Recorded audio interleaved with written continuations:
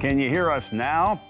The show's on the phone this week, the mobile phone. We'll tell you how to get a plan that won't break the budget and a phone that won't drop the line.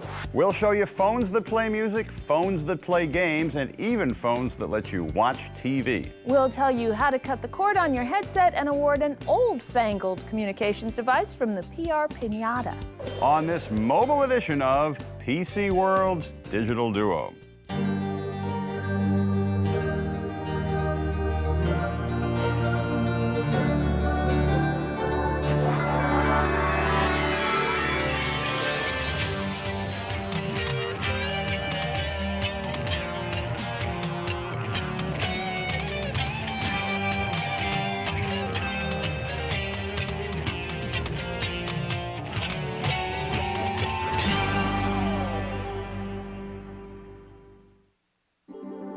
PC World's Digital Duo is brought to you by...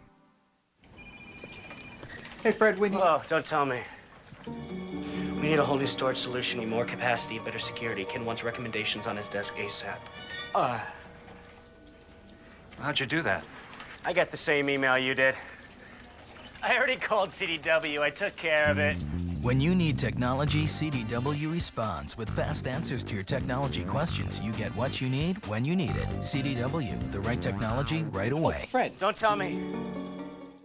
PC World's Digital Duo is sponsored in part by BenQ, bringing you LCD displays, projectors, keyboards, and other digital office products that make life more productive and enjoyable. BenQ, because enjoyment matters. Looking for a new projector or TV for that big screen experience? Make sure it has DLP technology from Texas Instruments for a sharp picture that won't fade over time. Ask for DLP technology at electronics retailers near you. I'm Steve Manis, columnist for PC World and Forbes magazine. I'm Angela Gunn, columnist for USAtoday.com. And if there's one product that's become harder to figure out than ever, it's the cell phone. Used to be you bought it to do just one thing, talk while you're out and about. These days, you can use it for sending messages, shooting photos and video, recording voice memos, playing games, listening to music, even watching TV. Yeah, teensy TV. Well, and of course, the cellular companies want you to buy a phone that can do all that stuff. They can charge you more for fancy gear, and they can charge you more for services, like ringtones that can cost you more than the whole darn song. Yeah, it's terrible. But we're going to make the assumption that the main reason you buy a phone is to talk and maybe even to listen. So before we get into all the bells and whistles and bling tones, let's talk about how to shop for a phone. That's right. Unless you've absolutely got your heart set on one particular phone you can only get from one carrier, the first decision you should make is which company is right for you. And for that, you need to talk to your friends, your colleagues, and especially your neighbors. Yeah, because your neighbors will know what the coverage is like. The carriers know, but they won't always tell you, and sometimes when they do, they're wrong. I mean, T-Mobile has these great maps that work down to like the block level. But at this corner, right here, where I know the service drops out just about every time I go by, T-Mobile says the coverage is supposed to be great. Rarely drop a call. Go figure. So find out from people you trust how they like the coverage from their carrier at the places you're most likely to be using your phone. Here's a tip. The coverage is probably not so good anywhere you see people yelling, "Can you hear me now?" You think? Well, there's another thing to think about too, the technology. Now, for new accounts today, we're basically down to three types. GSM, which is offered by mostly Singular and T-Mobile, and CDMA, which is what you get mostly from Verizon and Sprint. Now, don't worry about what the acronyms mean. Half the time we forget. Yeah, exactly. And then there's this third type from Nextel. They have their own system called iDen, but they're merging with Sprint, so things may be changing over there. Yeah, right. Well, in general, GSM phones have somewhat better battery life and more features, and they work in more parts of the world. And GSM phones use a SIM card like this one, which lets you take your phone book and your phone number with you from phone to phone. In theory, sure. Yeah, in theory. Well, in theory, you can pop the card out of one phone and put it into another, but as we know, U.S. carriers often lock their phones so they only work with their own cards. Yeah, well, CDMA phones, no cards. No cards. CDMA tends to be more about the network than the phone. For example, a CDMA network sets the time on your phone. CDMA companies have also been faster to offer high-speed data service, and some models include a fallback to analog mode, which is still the only connection you can get out in the sticks sometimes. Yeah. You won't be able to get data off that, but you'll still be able to talk. And finally, we've got iDen, Nextel's system, whose particular flair is push-to-talk, walkie-talkie style connections. Yeah, but Sprint and Verizon offer their own push-to-talk services, but generally, I don't think those are quite as good. Right. Now, once you figure out the carrier, the next issue is the plan. And the trick is to get as much talk time as you need without overspending. What you really want is a plan that gives you just enough minutes every month without you going over. Yeah, other than with Sprint, most companies charge a whole lot for minutes beyond what you've agreed to. But if you only go over your minute count maybe once or twice a year, you're probably better off paying that occasional overage than paying more per month all year long. Yeah, right. Now, if you don't travel much, you may be able to find a local or regional plan from somebody that works for you, though you often have to pay stiff roaming charges whenever you venture outside the home area. But increasingly, even some of the cheapest plans around include roaming anywhere the carrier has a signal and free long distance, too. Yeah, some of the gimmicks can really save you money, actually. Nextel has free incoming calls, which help if everybody calls you and you never call anybody. It might be really popular, you know. It could be. Most carriers offer free nights and weekends, but some of those nights won't help you much unless you stay up late. They start at 9 p.m. and end at 7 a.m. Perfect for the hours you keep. Yeah, and? Well, and. And the free weekends are really useful. They even include free long distance, so you can catch up with friends and relatives back home.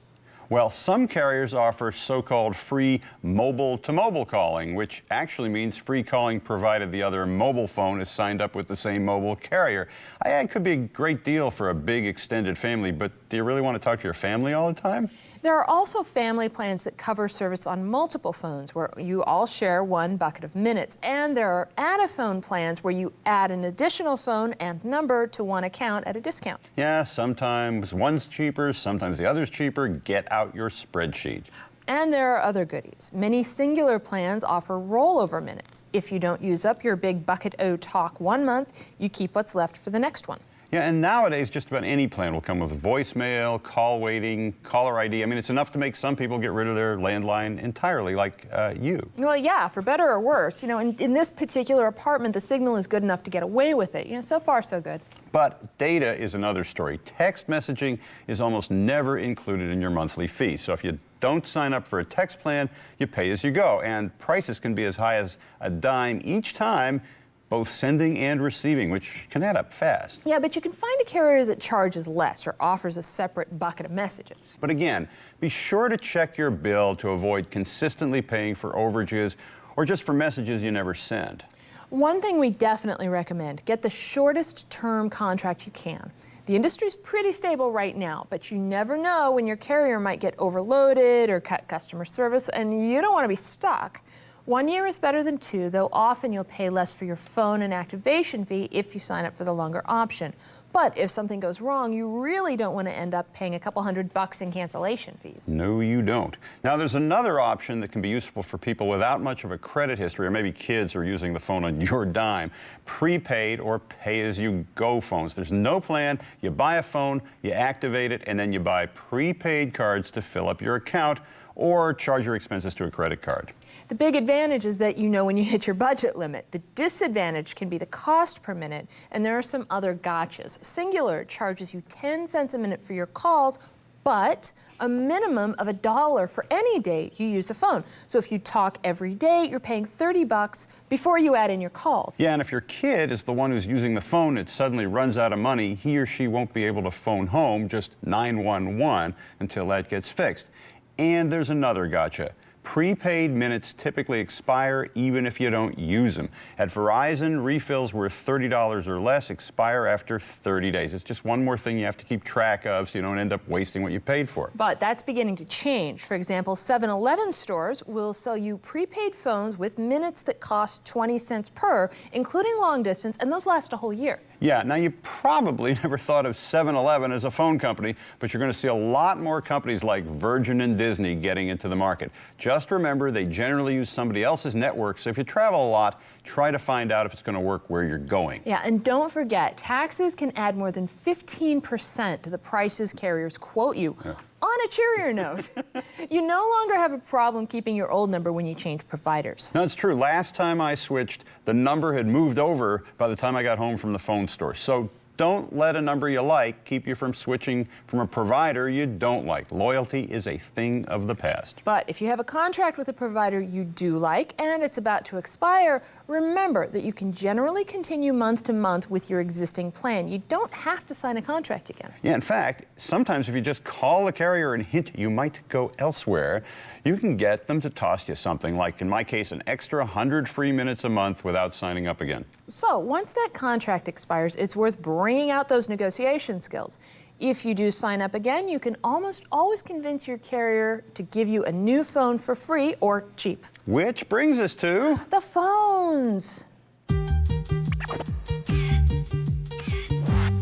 The good news is that you can get a pretty good phone for free or maybe 20 bucks nowadays. It's not going to have every last feature, but today's free phones are way better than the ones I paid $100 for not many years ago. Sad. It is. Even the cheap ones have color screens, vibrating alerts, text messaging, and usually speakerphones. They can play custom ringtones, polyphonic, which sound pretty good,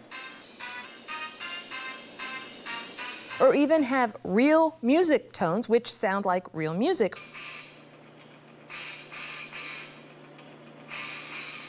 And then there's the camera. Increasingly, you can get a free phone that comes with one, and even one that can record video.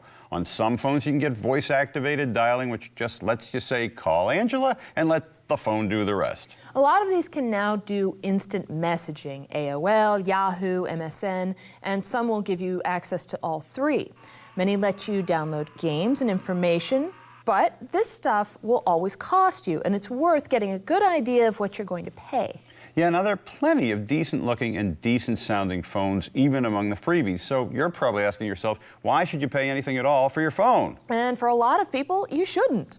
In a more expensive phone, you're paying for style and features. If you really, really have to have the newest phone, you're really, really going to pony up some money. It's like with fashion. A few months later, the same phone will be a whole lot cheaper because the trendoids will have moved on. Well, what can you get for more bucks? First thing that comes to mind is a better camera with a better sensor, more megapixels, which is all nice, but as we've said before, even a so-called upgraded camera on a phone is no match for cheap standalone models. Another thing you're likely to see on more expensive phones is Bluetooth. That's good mostly for letting you use wireless headsets, about which we'll be talking more in a minute. But it's increasingly becoming a feature like cameras that you may not have to pay for. Now, another add-on you might have to pay extra for is push-to-talk, though not with Nextel, which has that feature across the whole line. And another feature that could run up the price is high-speed data access, which lets you do things like watching TV clips on your phone. And you can do that on some phones with slower data rates, but it will not be pretty. Either way, again, you'll pay a service fee and maybe a subscription fee for the privilege. Increasingly, we're seeing phones that use removable memory cards, and smaller ones than ever. They free you from the limitations of the built-in memory for photos and video. Yeah, or for music. I mean, we've also got phones that can play MP3 files, and that's not actually a bad idea because it's one less thing you have to take with you. Yeah, but if you use your phone for a lot of media stuff, particularly video, the extra thing you may want to take with you is a battery. Yeah, there's nothing like using your phone for a million different things and then discovering it no longer works as a phone. Yeah, we mentioned analog service on CDMA phones. Again, useful if you're out in the heartland, but the roaming fees can hurt you. And on the GSM side, there are what's known as world phones, which don't do analog here, but will work just about anywhere in the world outside the US except for Japan and Korea. If you travel abroad a lot, you really do want one of these. The most expensive phones out there are generally known as data phones or smartphones. They handle email and let you surf the web. We covered those in another show, so we're not going there this time, except to say that for a lot of people, they're a great option. I mean, yeah, you and I both use them, and I think a lot more people are going to see the wisdom of having email and the web in your pocket. Yeah, having said all this, there are real differences among phones, cheap or expensive. Go to a store or two to see what's available. Pick them up, hold them in your hand, get a feel, see what you think. Yeah, I got my wife what looked like this great phone, and it turned out to be a dog. Every time you turn it on, it takes forever to load up the address book. The interface is stupid. The screen washes out in bright sunlight. I mean, if you're outside, you have to step under a tree, shade the thing with your hand, and even then it's hard to read. Bad phone. Very bad phone. Said it was a dog. Cell phones are about as personal as electronics get. This is something you're literally gonna have to live with. If the buttons or the screen are too small, or the phone is too big, or it switches on in your purse, or it's just plain ugly, you're not gonna be a happy communicator. No, or if it just sounds bad. In our tests, the phones differed wildly in their voice quality. Some sounded pretty good, others sound muffled or warbly, and that goes double for the speaker phones. Oh yeah, many of which don't work in full duplex mode, which means if you talk while the other person's talking, the other person can't hear you. If you can, make a couple of calls right from the store and ask the person you call how you sound to them. Now, if your handset does sound lousy, you can probably make it sound a lot better by getting a decent headset and using that instead of the hold it up to your head mode. You may want to do some research on the web. This is one instance where personal recommendations are really useful, so check sites like phonescoop.com or even amazon.com for user recommendations. Those aren't a substitute for your own experience, but they can be a really good early warning system. Yeah, you know, I want to put in a good word here for independent stores that sell more than one carrier's products. Some of them have people who really know their stuff, and they often know exactly which phones work well and which ones you're going to bring back in disgust, and also which service is likely to work better where you live. And they can sometimes give you a great deal because they live on narrower profits, but watch out. Some independents on and off the web try to impose their own cancellation fees on top of the ones from the carrier if you drop your service before your contract expires. Totally unacceptable. Which brings us to maybe the most important thing in the buying process, the trial period. Yeah. Typically, when you sign up, you get a 15 or 30-day window to return or exchange your phone and cancel your plan. It's not a free lunch. You do have to pay for the calls you run up during that period, but it lets you get out of the deal if it turns out you can't get a signal inside your house or some other place you do a lot of your phoning. So watch the calendar once you buy, and watch out if you're thinking about a prepaid phone, because often those can't be returned at all once you use them. Ultimately, a trial is the only way to find out if a phone and service combination works for you. But you do have to bring the phone back in like new condition, so be gentle and don't lose any of that stuff that comes in the box. After that, once you're sure, hey, anything goes. Phones are pretty tough these days. Yeah, which is why I think we both agree that unless you've got a very expensive phone or you just tend to lose or break stuff a lot, it's not worth bothering to spend the $3 or $4 a month extra for replacement insurance. I mean, to spend $48 a year against the chance you'll break a phone is probably a bad deal. Remember, the phone company wouldn't offer it to you if they didn't think they'd make money on it. And if you buy your phone with certain credit cards, it may automatically extend the manufacturer's warranty for up to a year. Now, it won't help you if you lose or break the thing yourself, but hey, it's free. And we like free.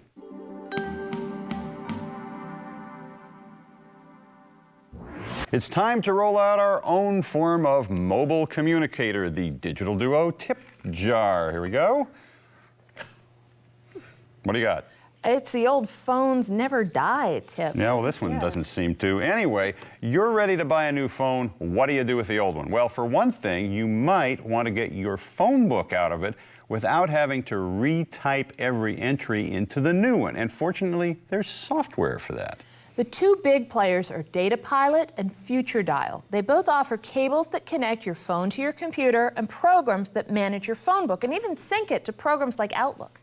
But it may end up costing you $80 or so. The problem is that unless your new phone has the same connector as the old one, and it probably won't, you'll need two cables, not just one. Well, still, your time's worth something, and once you have this stuff, you can also back that phone book up on your PC. Right. Now, if you've got a Macintosh, you may be able to do the same thing for free, maybe even via Bluetooth, no wires at all, with iSync, which is a feature built into OS X. And before you do any of this, see if you can find a store that will transfer your numbers when you buy the new phone. Now, that doesn't solve your backup problem, but it's usually both fast and free. Yeah. Now, don't just toss the old phone in the trash. There are a bunch of ways you can recycle it, donate it, or even get cash for it, though I don't think you'd expect to get rich on it. No. In fact, there are so many options we can't go into all of them, but we'll have a list at our website at pcworld.com/digitalduo. For now, we'll point you to one, wirelessrecycling.com, which gives you instructions on how to clear your data from your phone before you get rid of it. And that's a really good idea. I found a story about a woman who got a bill for more than $20,000 in calls to Brazil on a phone she had tossed into a retailer's bin without terminating her plan first. So make sure you deactivate your old phone with the carrier before you recycle it. And don't toss it somewhere that somebody can just walk in and grab it. But tip jar will never recycle you.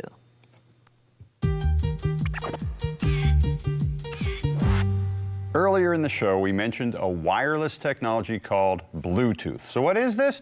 Well, basically it's like Wi-Fi. It's a wireless substitute for cables, but in this case, short cables, since it typically has a maximum range of about 30 feet. There are ways to get your computer talking to your printer over Bluetooth. You know, that's a short cable, and we've seen a lot of Bluetooth wireless keyboards and mice, and those are more short cables. But the short cable that's relevant on this show is the one that connects your headset and your phone. If you want to get rid of that, you need Bluetooth. And you need it at both ends of the connection. That means you need a Bluetooth headset and a Bluetooth phone.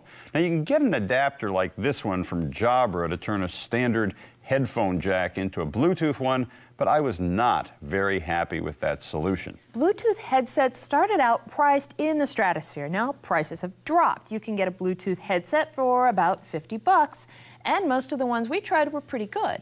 Yeah, now your typical Bluetooth headset hangs behind your ear, but there are also models that just plug into your ear like this one, and though this one comes with an extra ear hanger, and it's at least one model called Razor Wire, no doubt because it's supposed to be so sharp, that sits on a pair of expensive sunglasses. I mean, this is a truly goofy idea unless you're Joe Cool.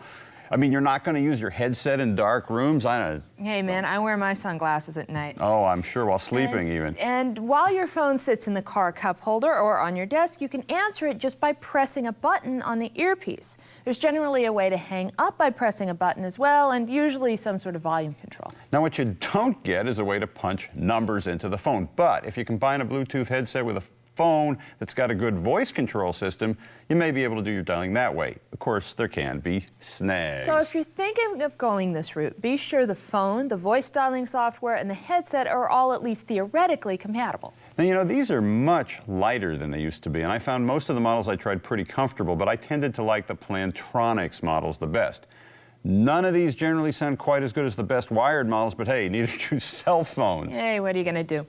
I wear a headset almost always, in part because I don't want my skull to glow in the dark. The radiation from Bluetooth is a lot lower, but if that still spooks you, stick with the wire.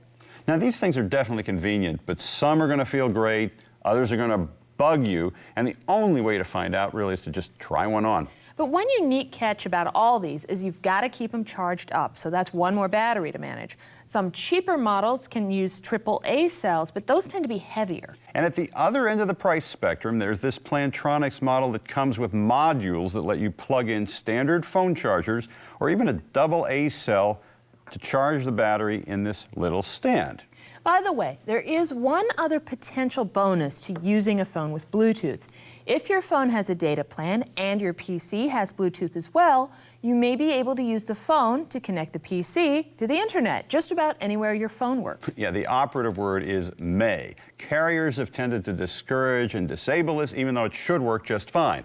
Instead, they'd like to sell you a special PC card and a separate high-priced account for your PC connection. That's a shame, because with a Bluetooth phone and a high-speed data service, you should be good to go. Well, yeah, you should. But for now, think of Bluetooth as one more cable slayer. There is something kind of cool about being able to take off your headset and stick it in your pocket without having to manage several feet of wire. Though people who think you're talking to yourself may be more confused than ever.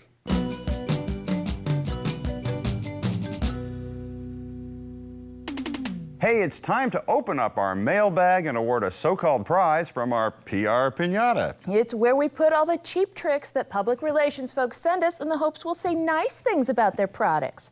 But we cover the logos with duct tape, make fun of them in public, and re-gift them to you if we read your mail on the air. Now, Kelly writes from cyberspace. One item overlooked with cell phones is the quality of the sound. Which phones offer good sound reproduction of a conversation? I'll forgo the ringtones, games, Bluetooth, SMS, and cameras to get sound on par with a standard wireline telephone. Which make? Which models? Kelly, Steve and our intern Nick tested just about every phone we had on our desk, and the results? Consistently inconsistent.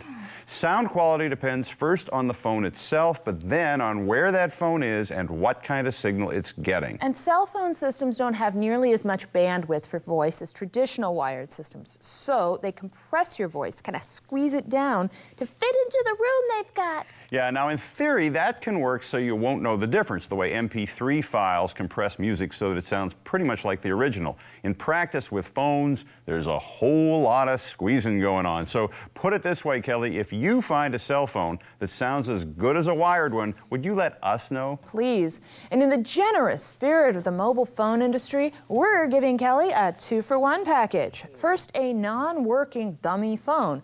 Well, no problem with sound quality, at least, and you always know what kind of signal you're going to get. But there's no compression on this model, though it's not quite as mobile. You want a prize like this? Get off the phone and send us some mail. So what do we think of this week's stuff? Cell phone plans? I can't stress enough. The worst deal is the one where you lock yourself into a carrier that just doesn't give you what you need where you need it. I suffered through a year of, you there? Can you hear me? Because I got what looked like a terrific plan that turned out to be hellish because basically it didn't work. So delete mistakes like that before they turn ugly and save the return policy. Don't be afraid to just take the whole box back within the cancellation period. And be sure to check as many of your usual haunts as you can during that time period. Now, delete stores that give you grief over this, and really delete any salesperson that doesn't explain all those tariffs and taxes and surcharges.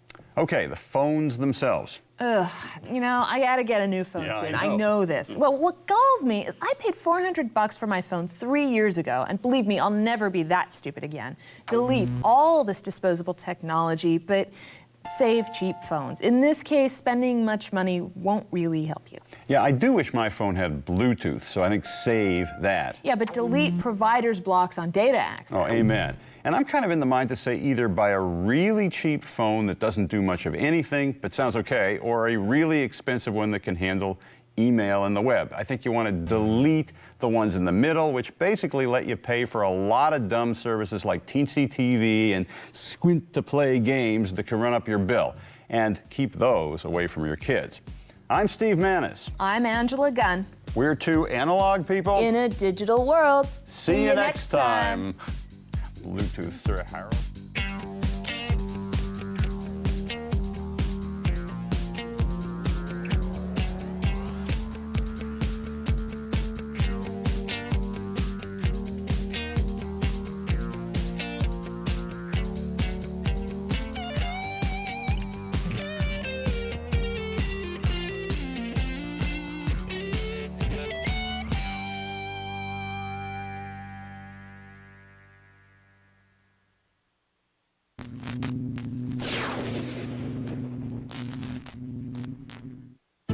PC World's digital duo is sponsored in part by BenQ, a global innovator and a $5 billion manufacturer of displays and other digital products that make life more enjoyable. BenQ, because enjoyment matters. Looking for a new projector or TV for that big screen experience? Make sure it has DLP technology from Texas Instruments for a sharp picture that won't fade over time. Ask for DLP technology at electronics retailers near you. Their music influenced the sound of America. I have a very hard time picturing American music without the Carter family. Their songs of hope and love, loss and heartbreak echoed the lives they led. All the effort to make this the first family of country music cost him more than he could have ever imagined. The Carter family, on American Experience. All new American Experience, Monday night at 9 on KERA. They're the flood victims who were left behind in the aftermath of Hurricane Katrina. No, I'm 73 years old, and she's my pet. In this special episode of Nature, rescuers work hard to save as many of these animals as they can. Sunday nights at 7 on KERA.